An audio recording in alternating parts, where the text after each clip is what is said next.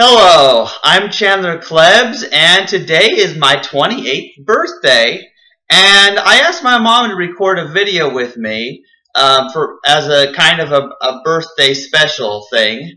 Because, one of the requirements for having a birthday is that you have to be born. And in order to be born, you kind of have to have a mother. And so here's my mother, in case anybody didn't know I had a mother. Hi, I'm the mother. Yeah. And I can vouch that he was born. Yeah, she knows. I mean, and also she bought me Fluttershy. Yeah. But yeah, seriously. My mom's never recorded a video with me before, and so I just thought it would be a good thing to kind of introduce who my mom is, and maybe she could help explain how she's put up with me for 28 years. Okay. Well, actually, I'm still daily having to put up with some odd things, as you probably can imagine, anybody that's seen him on videos or heard how silly he gets when he talks. I mean, I'm very proud of him because he has a lot of good things to say, but he's also very funny. Yeah, because I talk about all kinds of things, and sometimes I'm talking about all sorts of serious things, like how everybody's going to die, and all that stuff, and about the universe being infinitely old, and all sorts of stuff like that. And other times I'm talking about My Little Pony and other silly stuff like that. So I kind of thought it would be good to just record a funny birthday episode, and let's see, what were we? Let's see. But we were going to talk about something serious today too, weren't we? Yes, we can talk about serious stuff too. What would you like to talk about starting? Well, we had discussed that something that's a very important issue that which is actually going to be what my next book is about, and it's the topic of suicide. And obviously that's a very serious issue. However, we thought that it might be good to discuss a few things about it that might be helpful to people and perhaps give them hope about this subject. It's a very misunderstood subject, and that's why I'm working on a book about it and all the different aspects of it and how to help people that are suicidal instead of misunderstanding them and judging them and making them have even less hope by the time you get done with them. So we thought that was an important subject to try to bring up today, and I think Chandler was going to interview me a little bit about this subject and ask me some of the things that I'm wanting to include in the book to try to help people with this subject. Yes, see, because just from what I've seen on the internet and what people say, I know how people greatly misunderstand this subject. That when somebody kills themselves, they say something about how selfish they were or something like that. And I've never quite understood what they meant. And recently there were people saying that Robin Williams was going to hell because he killed himself or whatever when that whole thing happened.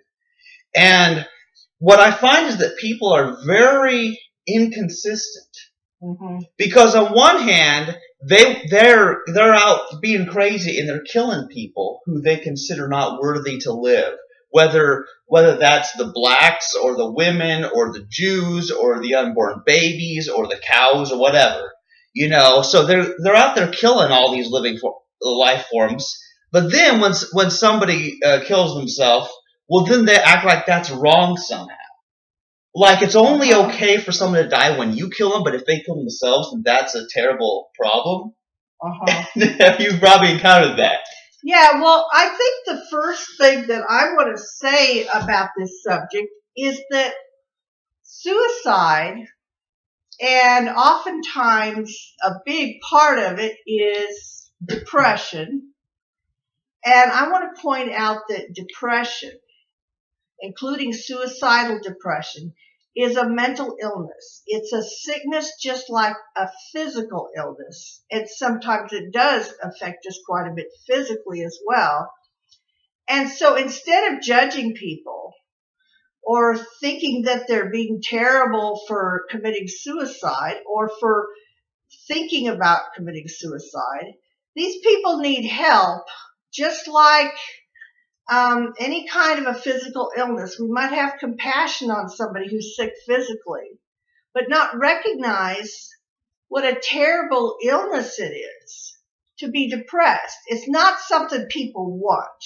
It's a very unhappy, miserable thing to go through. And these people are suffering and they don't know how to cope. And a lot of why they end up killing themselves is they really don't know any other way to handle what they're going through. And the thing about it being selfish, that right there is completely wrong.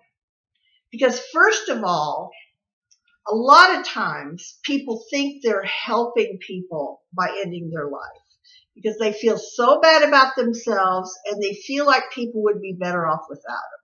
They have no good self-esteem.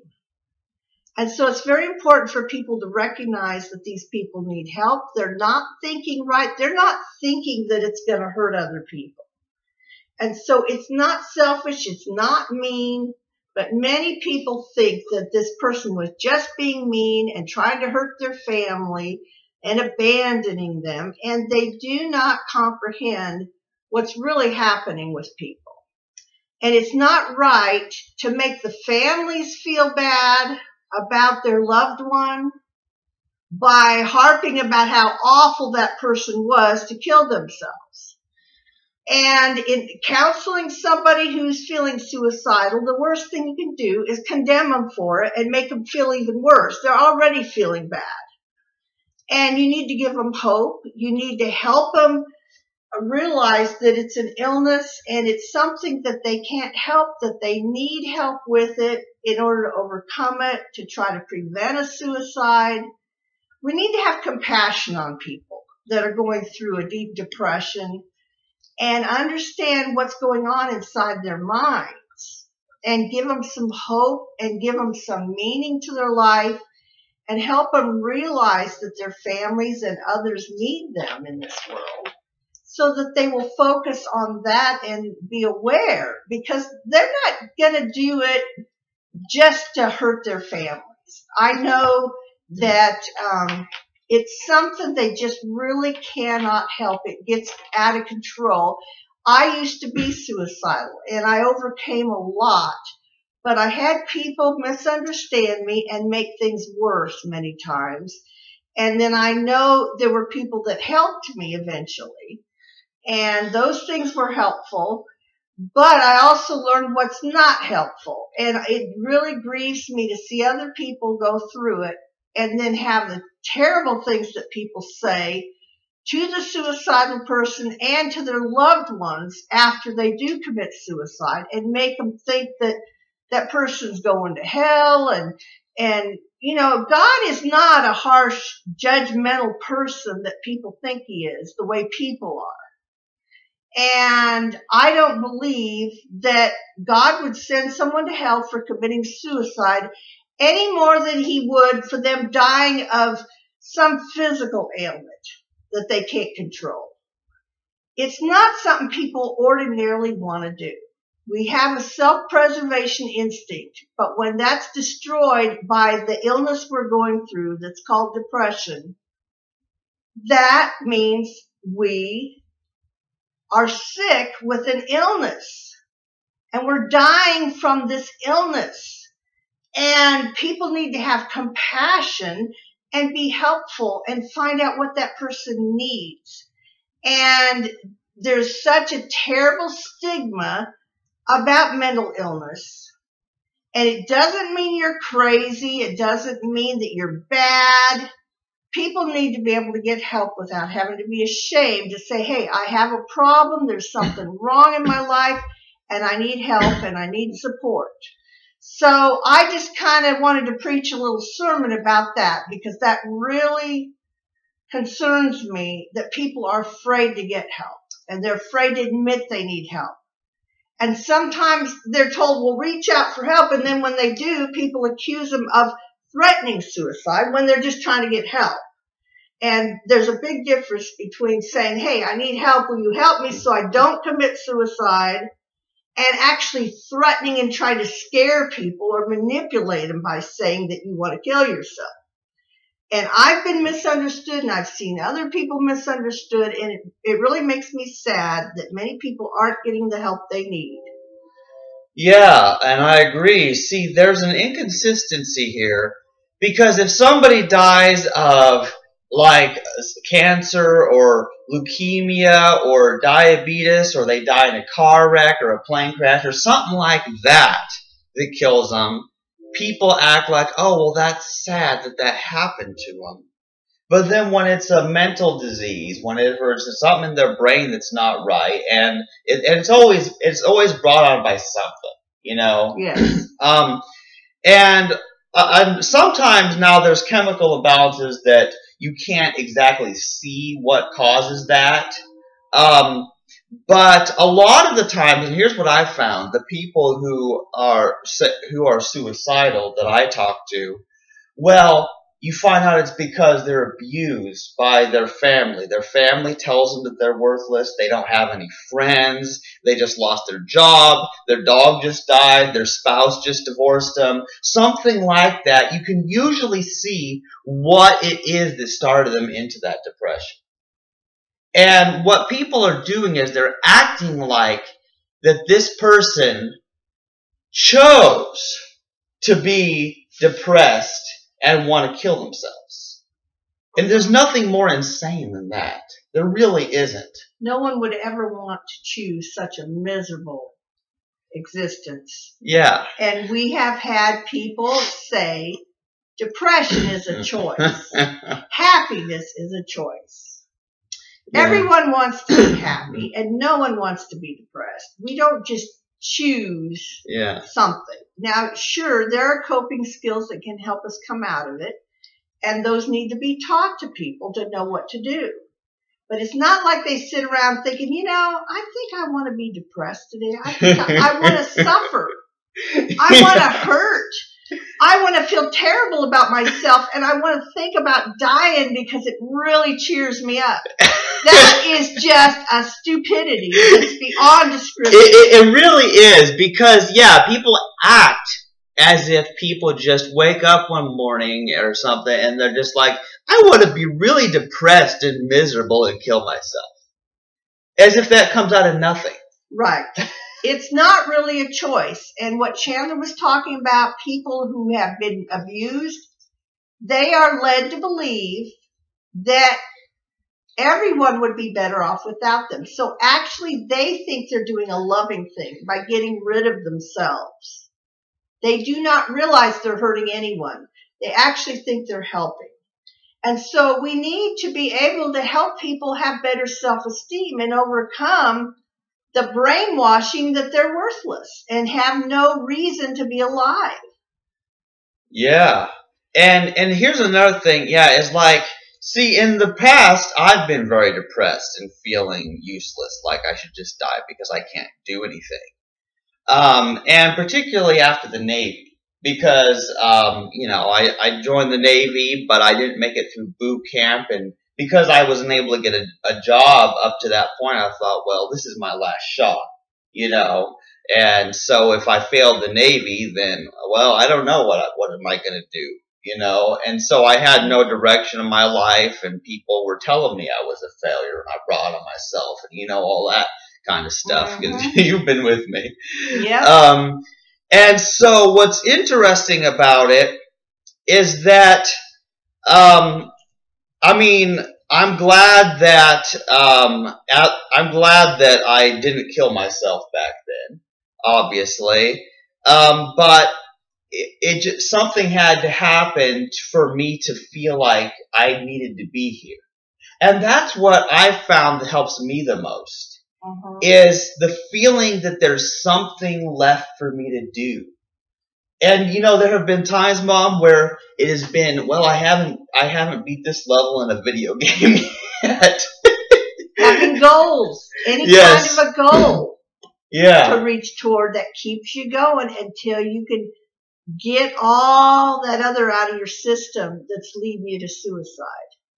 Yeah, that's the thing, is I found that having goals more than anything else is what kept me going. And a lot of people, they're without goals. And even though people are so busy in this society, there's a problem. The entire structure is that your worth as a person comes from how pretty you look, or how much money you make, or what kind of car you drive, or something really stupid like that. And no matter how you look at these things, there's a problem. Because one of the things I realized is that, well, it's not really up to me, how much money I make. It's not even up to me my schedule at Hy-Vee, because I work at Hy-Vee now, And so if your worth comes from what other people do, what other people say is cool, and that's the thing, is they act like one of the things is you have to have a car, you have to drive a car, you have to go to college, you got to get married, you got to do all these stupid things, and seriously. And so it was really bad when I turned 18, because then you're considered an adult, and I never wanted to be an adult. You know what I mean? Because then they expect you to do all these things. Like, you must go to college, and you must work a job, you must drive a car, and you just have to do all these things. I'm like, for what purpose? I mean, a lot of people do that. I wanted to do something different, And so I guess what meant the most to me is I found certain things that I can do, whether that's the subjects that I speak about, my videos, or the books I've written, or my art, or something like that I can do, that only I can do. Because it's things like that keep me going. Because you know what? It's not like the fate of the universe depends on me driving a car. There's plenty of other people doing that.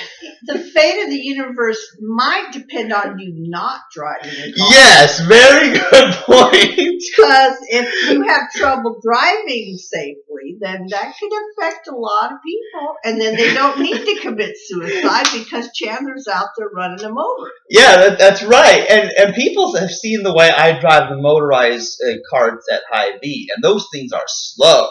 But I have a hard time driving those things. And the customers say, "Do you have a license to drive that?" Seriously. But yeah, and one of the biggest mistakes, though, is that people have a one-size-fits-all thing, that everybody has to do the same thing, which doesn't work because everybody's different. They have to find that thing that their life becomes about. You know what I mean? That keeps them going. And your value as a person doesn't depend on conforming to what other people expect of you. Yeah. Like the college thing or whatever. For some people that's great, but their value still doesn't depend on what things they can check off that they did that's expected by society for them to do at certain ages. Our value comes from a much deeper place than that. And that's part of what we're wanting to say about the suicide thing. People need to find out how valuable they are. That has nothing to do with how they look or how much money they make or anything else. Yeah. You cannot please people in society, because if they're going to measure you by their ideas, they're going to keep on expecting certain things from you, and they're never going to be satisfied if you have to conform to their way of doing things instead of finding out who you are and what it is you want to really do with your life that means something to you.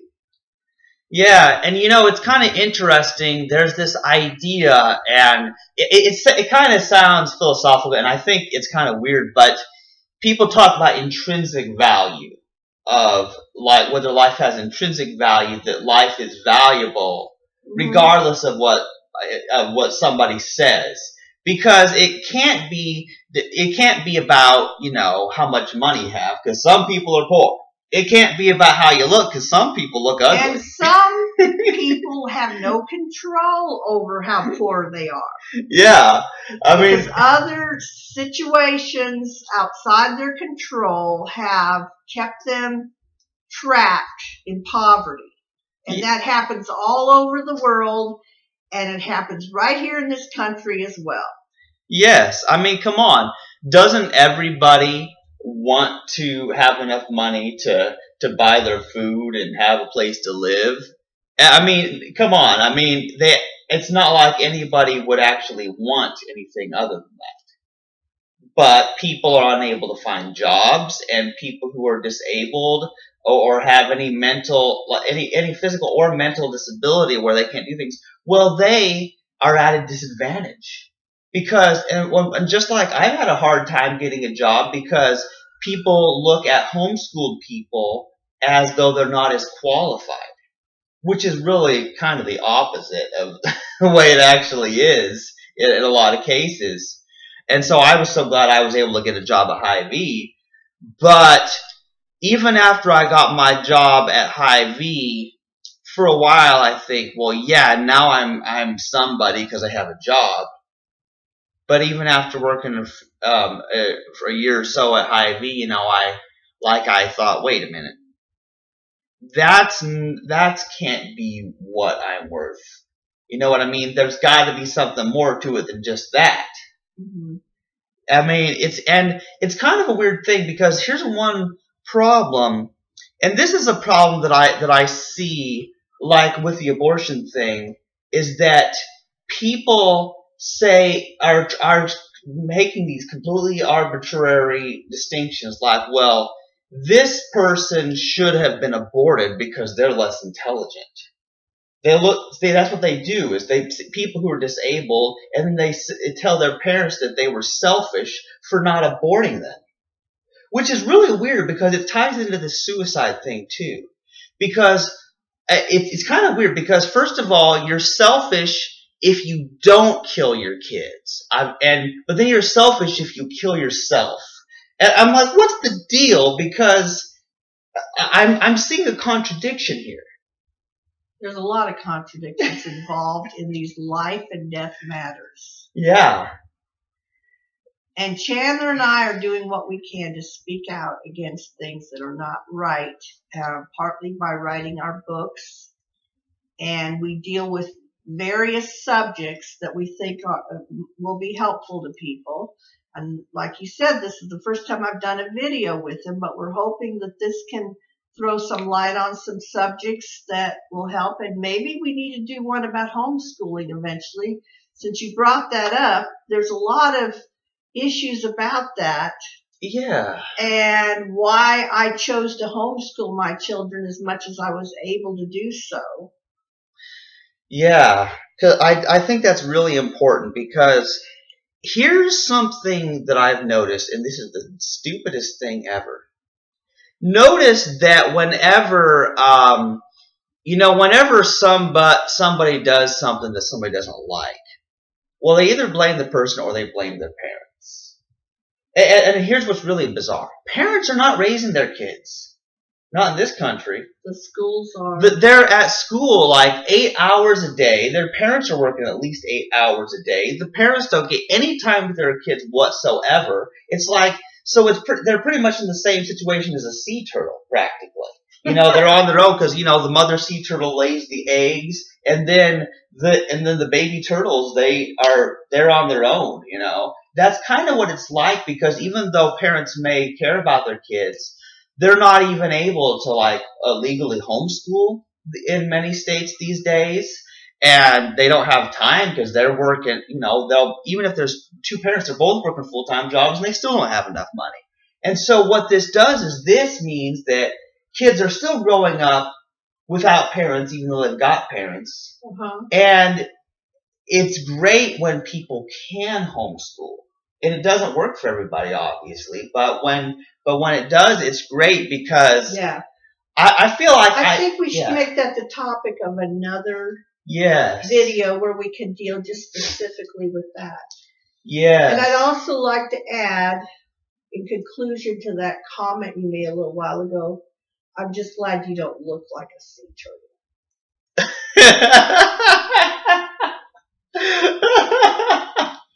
Yeah.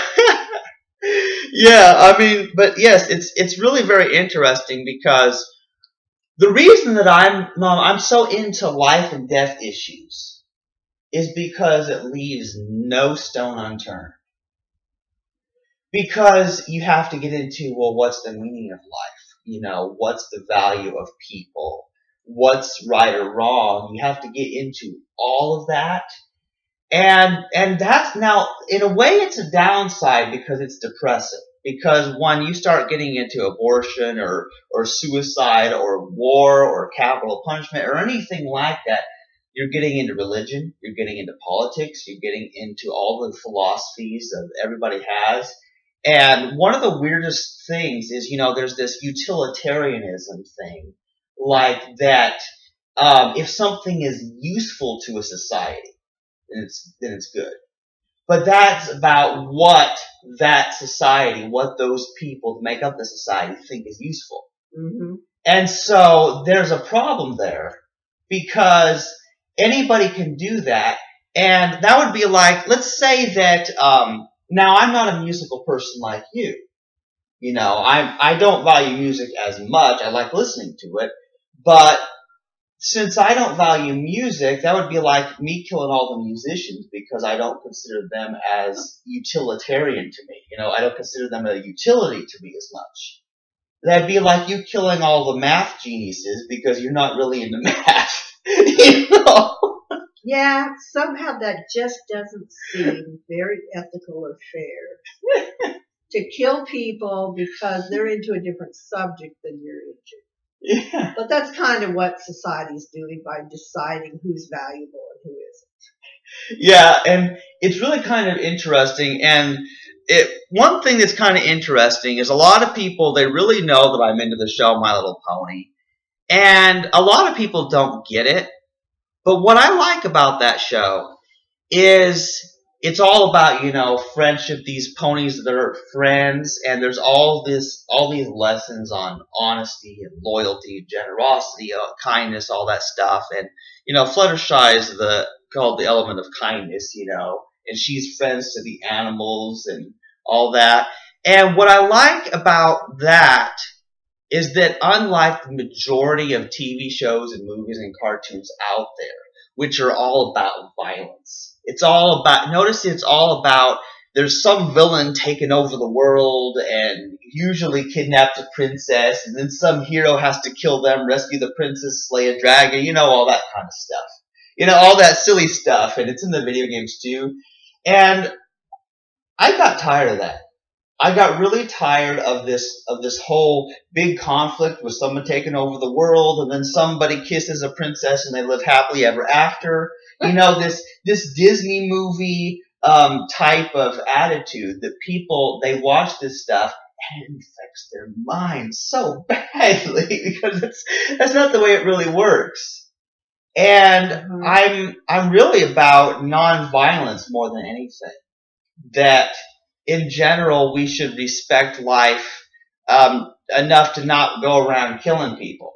It doesn't mean that we have to like everything that they're doing. It doesn't mean that we agree with everything they're doing.